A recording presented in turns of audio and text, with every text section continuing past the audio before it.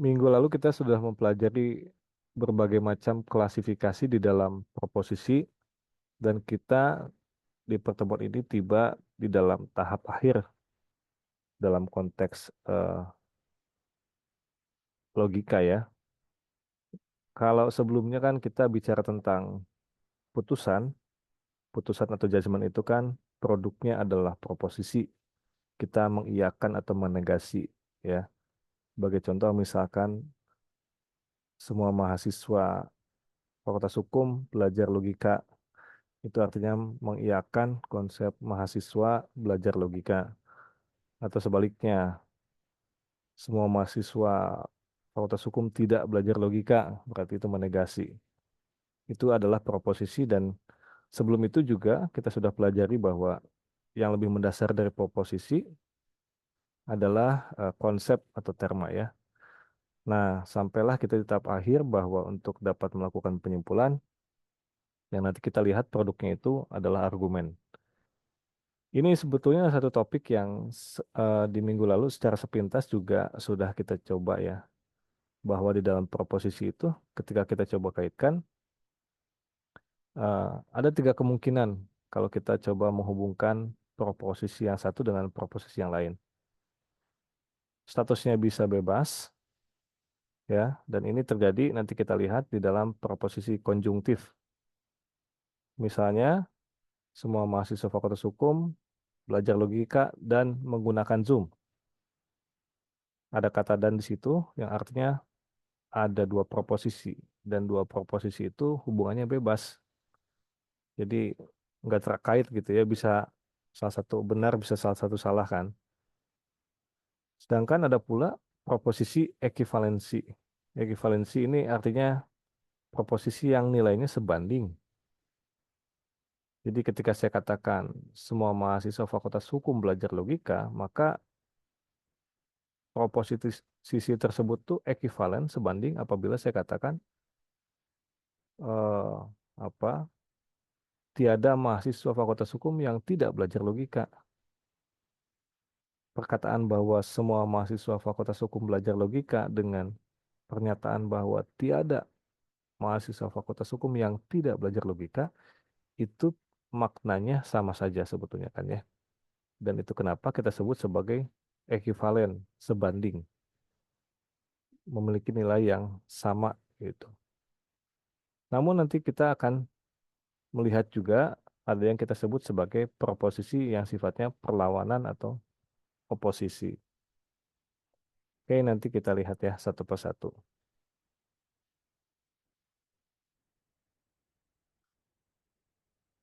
Yang pertama, tadi adalah hubungan antara proposisi yang sifatnya ekivalen atau istilah lainnya adalah koimplikasi. Aturan dasarnya adalah ini terjadi apabila ada dua proposisi yang menyatakan hal yang sama. Tadi ya, ini contoh di sini misalnya semua manusia adalah makhluk fana atau apa pernyataan tadi itu sama dengan pernyataan semua manusia adalah bukan non makhluk fana. Perhatikan kata bukan non. Bukan non artinya ibaratnya minus ditambah minus gitu kan. Jadi plus. Kalau saya katakan semua manusia bukan makhluk fana, itu tentu kita anggap sebagai proposisi E atau universal negatif. Tapi kalau bukan non, maka menjadi proposisi A atau universal afirmatif dan karenanya sama dengan pernyataan semua manusia adalah makhluk fana. Ya. Atau contoh lainnya adalah tadi ya, tiada manusia yang bukan makhluk fana misalnya. Itu sama saja sebetulnya. Karena artinya kita mengatakan semua manusia itu makhluk fana. Gitu ya. Ini beberapa percontohan lainnya yang juga saya coba sajikan ya di minggu lalu. Semua kucing adalah binatang, ya kan? Ini adalah proposisi universal afirmatif atau huruf A dan itu sebanding maknanya dengan tidak ada kucing yang bukan binatang. Berarti artinya semua kucing adalah binatang. Lain cerita kalau saya katakan tidak ada kucing yang adalah binatang. maka itu artinya proposisi universal negatif. Demikian pula dengan proposisi semua yang berambut panjang adalah perempuan. Berarti kita andaikan di dunia ini yang rambutnya panjang adalah perempuan, sekalipun tentu saja di dalam pernyataan ini salah atau premis ini salah. Tapi andaikan itu benar, maka pernyataan ini sebanding dengan kalimat tidak ada orang yang berambut panjang yang bukan perempuan. Ya, ini yang kita maksud sebagai ekivalensi. Dan di minggu lalu sesungguhnya kalau kalian masih ingat, itu saya banyak menjuguhkan percontohan-percontohan ini. Ya, misalkan saya ingatkan lagi saja,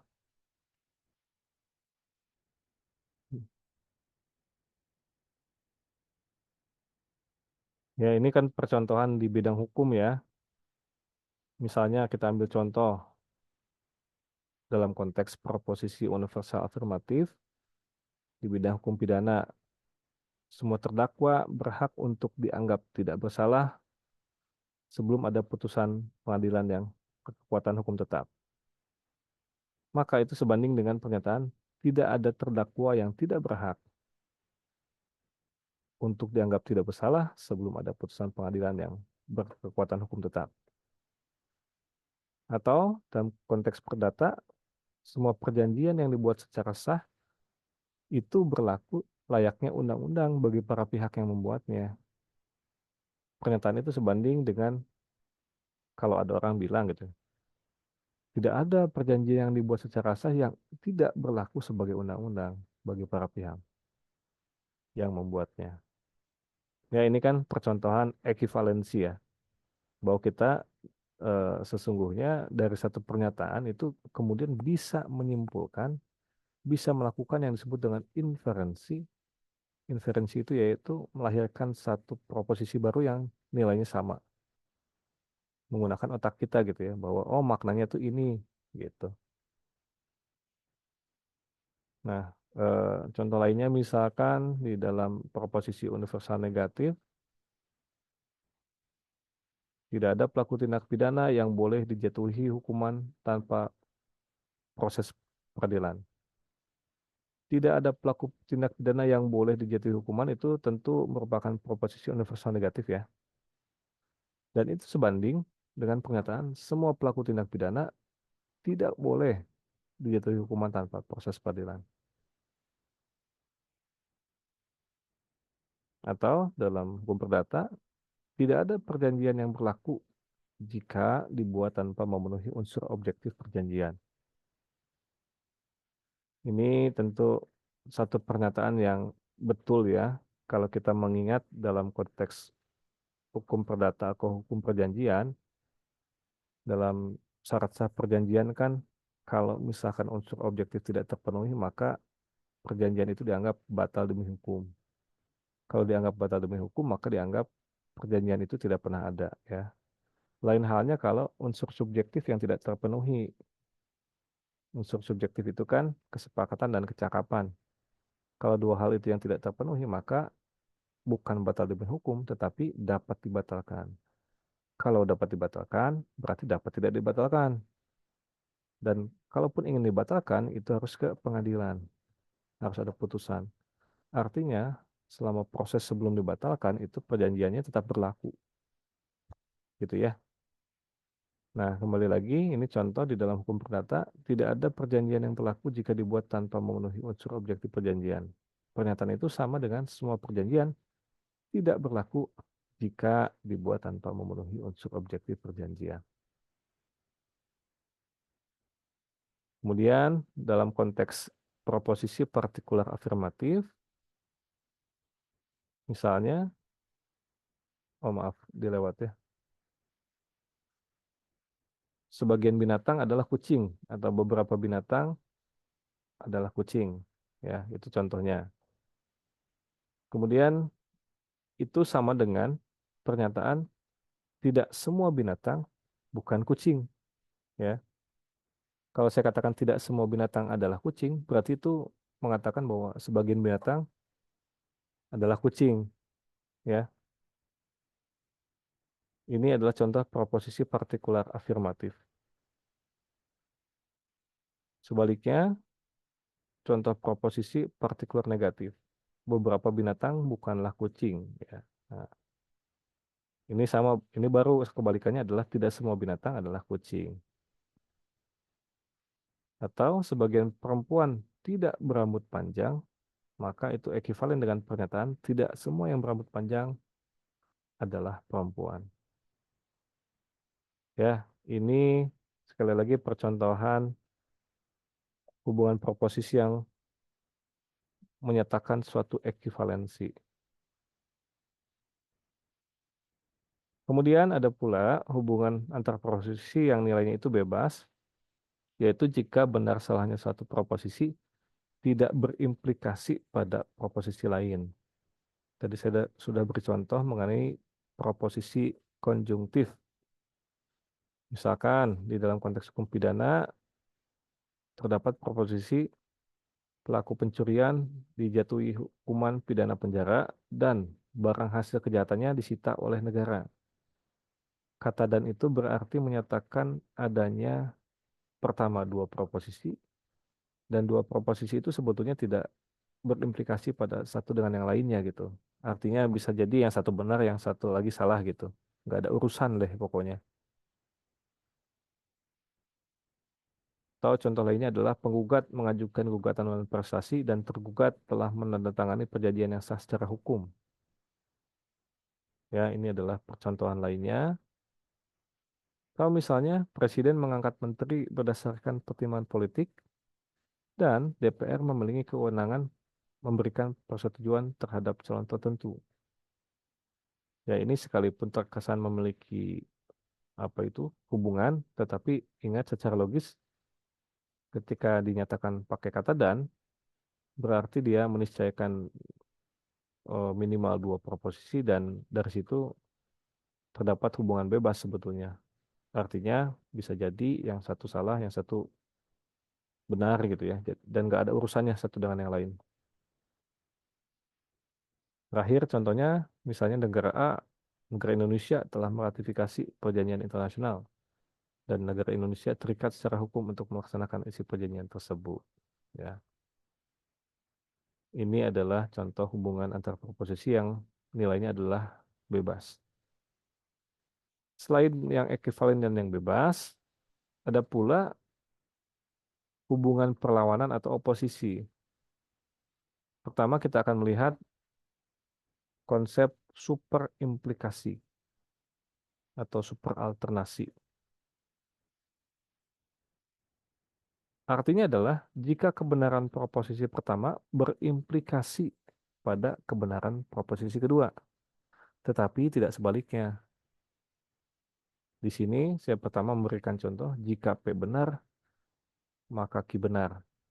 Tapi jika Q benar, maka P belum tentu benar. Jika P salah, maka Q belum tentu salah. Tapi jika Q salah, maka P pasti salah. Contohnya adalah hubungan antara proposisi A dan I atau proposisi E dan O dilihat dari proposisi universalnya. Ya, misalkan contoh jika P benar maka Q benar. Jika hujan maka jalanan basah. Kita lihat hujan hari ini maka jalanan basah ya. P-nya hujan, Q-nya jalanan basah. Tapi jika Q benar jalanan basah nih. P belum tentu benar, belum tentu hujan, bisa jadi ada yang menyiram jalan gitu ya dan lain sebagainya lah kita bisa membayangkan skenario lain selain hujan.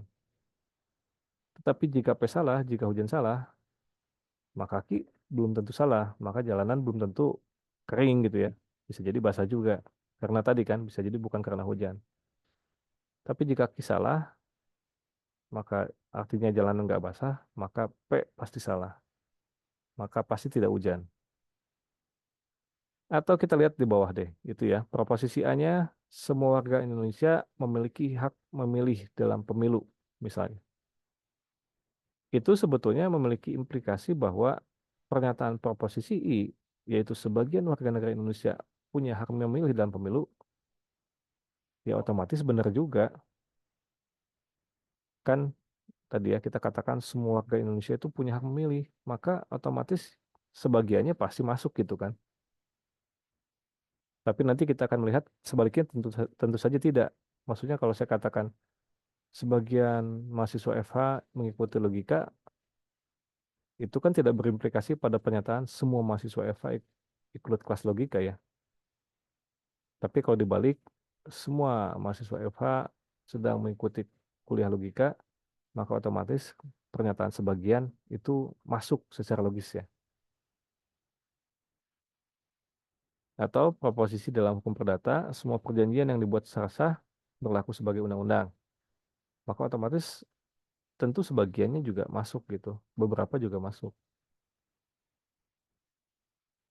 Demikian pula dengan contoh dalam konteks hukum internasional, semua negara yang meratifikasi perjanjian internasional wajib melaksanakan ketentuannya, maka tentu sebagian darinya juga wajib. Ya, ini saya kira bisa dipahami lah.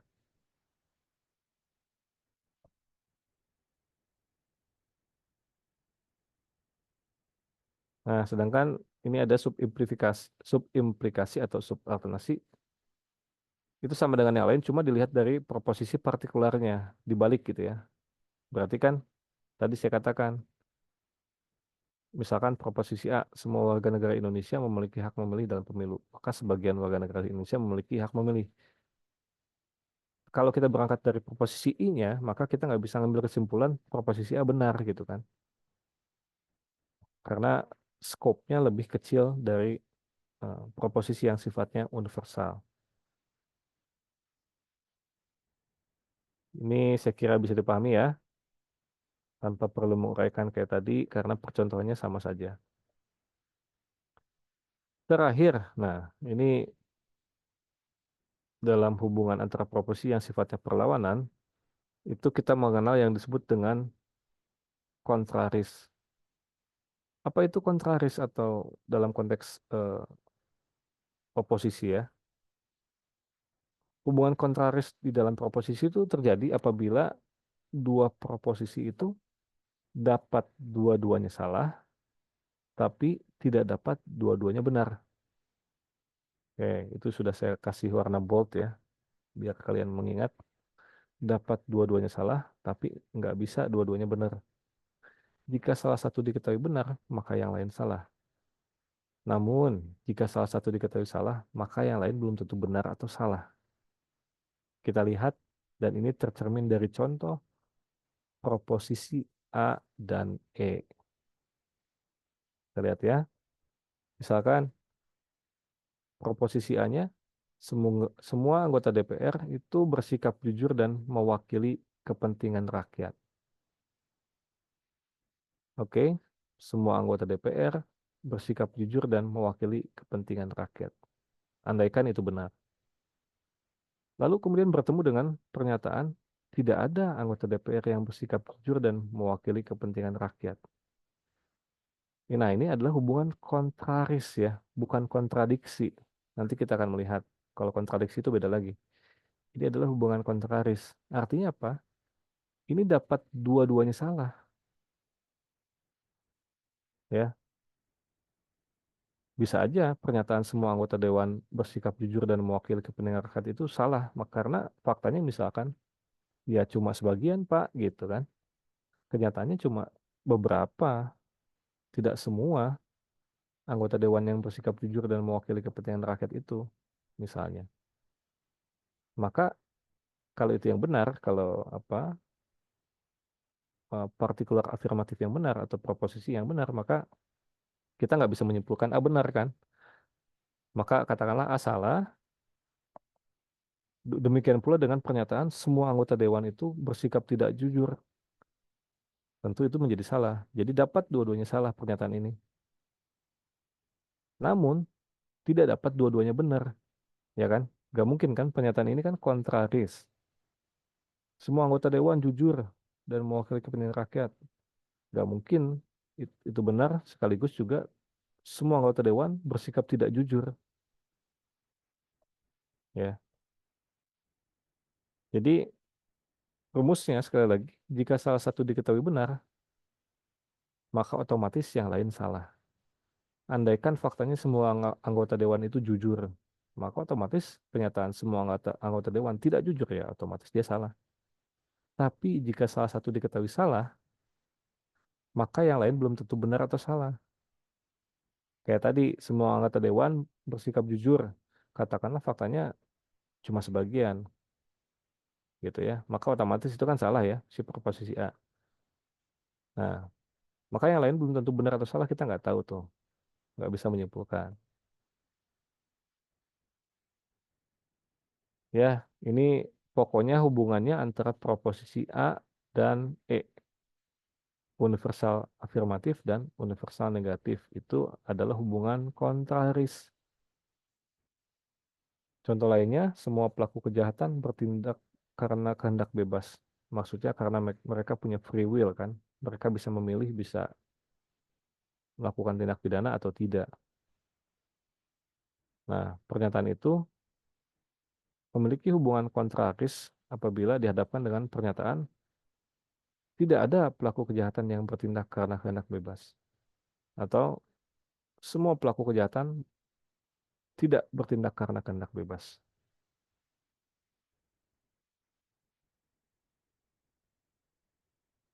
Contoh lainnya, semua pihak yang membuat perjanjian memahami isi perjanjian secara penuh. Ini memiliki hubungan kontras dengan tidak ada pihak yang memahami isi perjanjian secara penuh, gitu ya.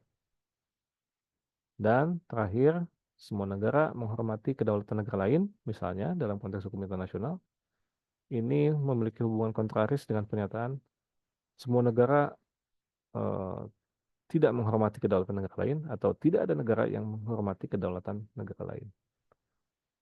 Inilah yang kita sebut sebagai hubungan kontraris, di mana tidak dapat keduanya sama-sama benar ya si proposisinya, tapi bisa sama-sama salah.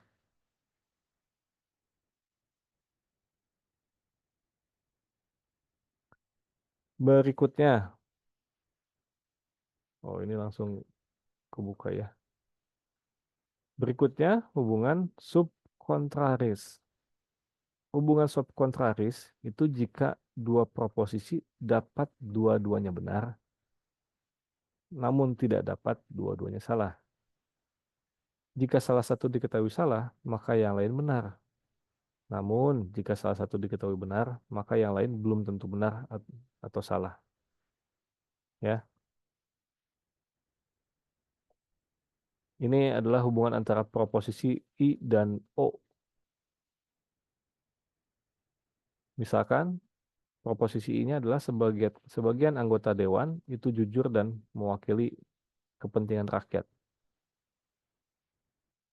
Dan ini memiliki hubungan subkontraris dengan sebagian anggota dewan itu nggak jujur dan tidak mewakili kepentingan rakyat. Itu kan bisa dua-duanya benar karena saya bilang sebagian. Ibaratnya saya katakan sebagian mahasiswa FH sedang mengikuti kelas logika, sebagian lagi tidak mengikuti. Nah, itu kan benar dua-duanya bisa tuh ya karena mengatakan apa aspeknya sebagian gitu. Artinya partikular. Namun tidak dapat dua-duanya salah ya.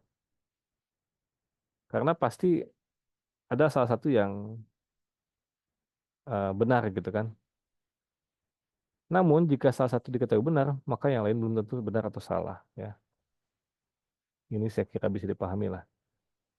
Dalam konteks hukum pidana, sebagian pelaku kejahatan bertindak karena kehendak bebas, sebagian pelaku kejahatan tidak bertindak karena kehendak bebas.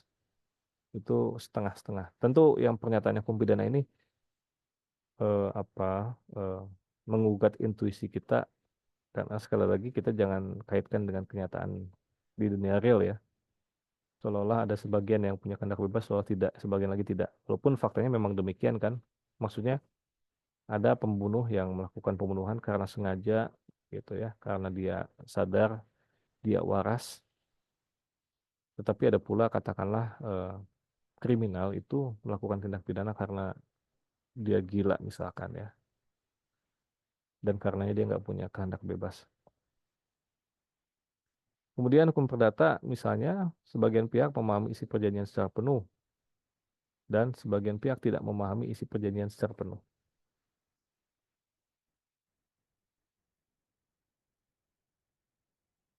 Kemudian yang terakhir, sebagian negara menghormati kedaulatan negara lain dan sebagian negara tidak menghormati kedaulatan negara lain. Sekali lagi, ini adalah hubungan subkontraris yang artinya dua proposisi dapat dua-duanya benar, tapi tidak dapat dua-duanya salah. Oke.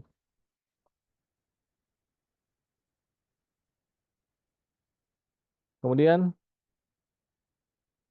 kontradiksi, yaitu jika dua proposisi tidak dapat dua-duanya benar atau dua-duanya salah. Dua proposisi tersebut, subjek dan predikatnya sama, tapi kualitas dan kuantitasnya berbeda. Misalkan, proposisi A dan O, atau E dan I.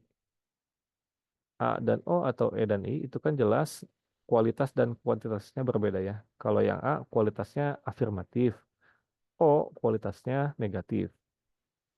Kalau yang A kuantitasnya universal, yang O kuantitasnya partikular. Demikian pula dengan proposisi E dan I. Ini hukumnya adalah tidak dapat dua-duanya benar atau dua-duanya salah. Contoh, misalkan, semua anggota DPR itu jujur dan mewakili kepentingan rakyat. Misalkan, ini berkontradiksi dengan pernyataan sebagian anggota dewan justru nggak jujur dan nggak mewakili kepentingan rakyat. Ya, nah kalau kita menghadapkan dua pernyataan ini, maka hukumnya adalah nggak mungkin dua-duanya benar atau dua-duanya salah. Jadi salah satu pasti benar gitu loh. Dan dalam pernyataan, misalkan, yang benar justru proposisi, oh, sebagian anggota dewan itu justru nggak jujur dan tidak mewakili kepentingan rakyat. Maka dengan demikian, pernyataan A itu menjadi salah. Atau contoh misalkan antara proposisi E dan I. Dalam konteks hukum pidana misalnya, tidak ada pelaku kejahatan yang bertindak karena kehendak bebas. Atau huruf E itu dapat kita ganti juga, semua pelaku kejahatan apa tidak bertindak karena kehendak bebas. Ini berkontradiksi dengan proposisi partikular afirmatif yang menyatakan bahwa sebagian pelaku itu justru bertindak karena kehendak bebas. Ya, ini kita untuk mempermudah pemahaman, tadi kalian bayangkan kehendak bebas di sini maksudnya katakanlah orang yang waras ya. Kalau orang waras kita kan bisa memilih untuk melakukan kebaikan atau keburukan gitu, bisa bertindak, bisa memilih tindakan kita. Lain halnya dengan orang yang katakanlah tidak waras, ODGJ misalnya itu kan lebih didorong oleh impuls-impuls ya ketimbang pilihan-pilihan yang sifatnya penuh sadar gitu. Nah, ini adalah hubungan kontradiksi ya. Contoh lainnya dalam hukum perdata, semua perjanjian yang sah mengikat para pihak. Misalkan ada sebagian perjanjian yang sah tidak mengikat para pihak ya. Ini adalah suatu kontradiksi. Oke, karena hubungannya beda kualitas dan beda kuantitas. Dan terakhir, misalnya, semua negara itu tidak menghormati kedaulatan negara lain. Itu berkontradiksi dengan fakta bahwa katakanlah ada sebagian negara yang menghormati kedaulatan negara lain. Tentu saja ini kita bisa carikan contoh lain ya.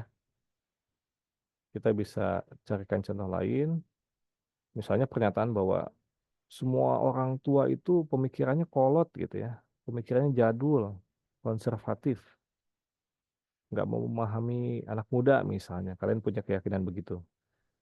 Keyakinan itu runtuh kalau kalian temukan satu aja, ya. Satu kan sebagian. Ternyata ada orang tua yang katakanlah dia eh, demokratis ya, dia ingin memahami anak muda dan anaknya gitu kan. Jadi kontradiksi ini bagus sekali untuk mematahkan suatu argumen sebetulnya. Nanti kita akan melihat bahwa kontradiksi ini memiliki fungsi atau daya yang paling kuat. Contoh lainnya misalkan kalian punya keyakinan bahwa apa ya, misalkan semua cowok itu suka mendua gitu. Semua cowok itu nggak puas satu pasangan misalnya gitu ya. Tapi begitu kalian temukan satu orang saja, pernyataan yang awal tadi harus runtuh itu, harus ya secara logis. Jadi kalian tuh tidak beralasan untuk punya pernyataan tadi dan dan lain sebagainya ya. Oke, ini adalah kontradiksi. Nah, ini kalau kita coba klasifikasi ya, berdasarkan kuantitas dan kualitasnya, maka ada hubungan kontradiktoris, tadi ya, kontradiksi, yaitu antara proposisi A dan O, serta antara proposisi E dan I. Ada pula perlawanan dalam hal kualitasnya aja, yaitu kontraris yang di awal tadi ya, yaitu antara proposisi A dan E dan antara I dan O, atau yang I dan O itu disebut subkontraris kan. Sub itu karena eh, kuantitasnya partikular ya teman-teman. I dan O itu kan partikular. Kalau A dan E dia universal. Kemudian ada juga subalterna, perlawanan dalam kuantitas, yaitu A dan I serta E dan O. Jadi aspek perlawanannya kalau kita coba klasifikasi, ternyata ada perlawanan dalam hal kuantitas sekaligus kualitas, yaitu kontradiksi yang tadi. Ada pula dari segi kualitasnya saja, yaitu kontraris dan subkontraris. Dan ada juga dalam hal atau aspek kuantitasnya saja, atau subalternat. Ini semua urutan kontradiktoris, kontraris, subkontraris, subalternat ini merupakan urutan apa ya, kalau kalau kalian ingin memahami manfaatnya di dalam argumen sehari-hari, itu yang paling atas lah yang paling kuat untuk mematahkan suatu argumen ya. Itu tadi saya udah kasih contoh kan di slide sebelumnya. Jadi kalau kalian ingin mematahkan suatu argumen, kalian lagi diskusi dengan teman misalnya, kalian bisa pakai ini, bisa pakai kontradiksi, bisa pakai kontrari, subkontrari gitu ya, dan seterusnya. Dan itulah fungsinya logika kan, kita bisa menyimpulkan banyak pernyataan yang tepat dan tidak tepat, atau penyimpulan yang sahih dan tidak sahih. Nah, ini semua sebetulnya dapat kita juga ilustrasikan ke dalam bujur sangkar oposisi tradisional. Ini adalah satu bagan di dalam logika yang ya diajarkan dari zaman dulu ya, untuk mempermudah bayangan kita. Misalkan, maaf, ini saya nggak tahu ya di layar kalian ada ini nggak, pointernya jalan nggak sih? Ini saya mau nunjukin, misalnya every S is P. Misalkan S-nya adalah mahasiswa, P-nya adalah jujur. Semua mahasiswa itu jujur, misalnya. Semua mahasiswa itu jujur. Ini tentu memiliki hubungan kontraris apabila dihadapkan dengan pernyataan tiada mahasiswa yang jujur atau semua mahasiswa tidaklah jujur. Itu artinya kalau kontrari begini, katanya jika salah satu benar, maka yang lain mesti salah. Jadi nggak mungkin dua-duanya benar gitu kan ya, kalau di dalam hubungan kontraris. Tetapi keduanya bisa juga salah. Bisa aja kan faktanya misalnya cuma sebagian orang yang mahasiswa yang jujur dan sebagian lagi nggak jujur gitu. Berarti dua-duanya bisa salah gitu. Kemudian si proposisi A tadi, semua mahasiswa itu jujur, itu memiliki hubungan subalternasi dengan pernyataan sebagian mahasiswa itu jujur. Ya, subalternasi ke bawah A dan I. Tetapi dia memiliki hubungan kontradiktif dengan proposisi O. Pernyataan bahwa semua mahasiswa itu jujur itu berkontradiksi dengan pernyataan bahwa sebagian mahasiswa itu tidak jujur. Hubungan kontradiksi artinya jika salah satu proposisi salah, maka yang lain pasti benar. Sebaliknya, jika salah satu proposisi benar, maka yang lain masih salah. Katakanlah yang benar tadi yang bahwa sebagian mahasiswa itu nggak jujur, maka otomatis yang proposisi A salah. Ya. Dan terakhir, ini ada hubungan subkontrari. Sebagian mahasiswa itu jujur, itu memiliki hubungan subkontrari dengan sebagian mahasiswa itu tidak jujur. Sebagian dengan sebagian. Hukumnya adalah jika salah satu salah, maka yang lain pasti benar. Ingat ya, jika salah satu salah, yang lain masih benar. Jadi nggak mungkin dua-duanya salah, tapi mungkin dua-duanya benar. Oke, dua-duanya bisa benar kan? Karena sebagian-sebagian. Tapi kalau misalkan kita tahu yang satunya salah, yang lain pasti benar. Dan ini dapat kita pula klasifikasi lebih lanjut ke dalam misalkan tabel seperti ini ya. Jika A benar, maka E salah. Ini hubungan kontraris kan ya. Jika A benar, maka E salah. Selain itu, jika A benar, maka I pun benar. Ya kan? Karena dia cuma sebagian dari yang kita nyatakan sebelumnya, yaitu universal. Tetapi otomatis O juga salah. Jika E benar, maka A salah, maka I salah, dan maka O benar. Kemudian, proposisi partikel afirmatif. Jika I benar, maka E salah, maka A tidak diketahui, ya kan? Kita nggak bisa menyimpulkan dari yang partikular ke yang universal. Dan begitupun dengan O, kita nggak tahu, ya. Bisa juga benar, bisa juga salah. Kemudian proposisi partikular negatif, jika O benar, maka A salah, E dan I tidak diketahui. Gitu ya. Jika A salah, nah ini sebaliknya kita bicara tentang proposisi negatif. Jika A salah, maka O benar, E tidak diketahui, I tidak diketahui. Dan seterusnya gitu ya. Ini silahkan kalian baca hubungan antar oposisi ini yang kita sumberkan berdasarkan bujur sangkar oposisi tradisional. Dengan kalian memahami ini, maka kalian mengetahui relasi antara proposisi dan itu berguna kalau kita bicara kemanfaatan secara praktis ya di dalam aktivitas perkuliahan, aktivitas berpikir itu terkait erat dengan bagaimana kita bisa menyimpulkan, melakukan suatu inferensi, atau bahkan lebih praktis dari itu adalah untuk membantah suatu argumen atau membantah suatu proposisi gitu ya. Tadi urutannya kan kontradiksi, kontraris, subalternasi. Oke, ada pertanyaan? Silahkan.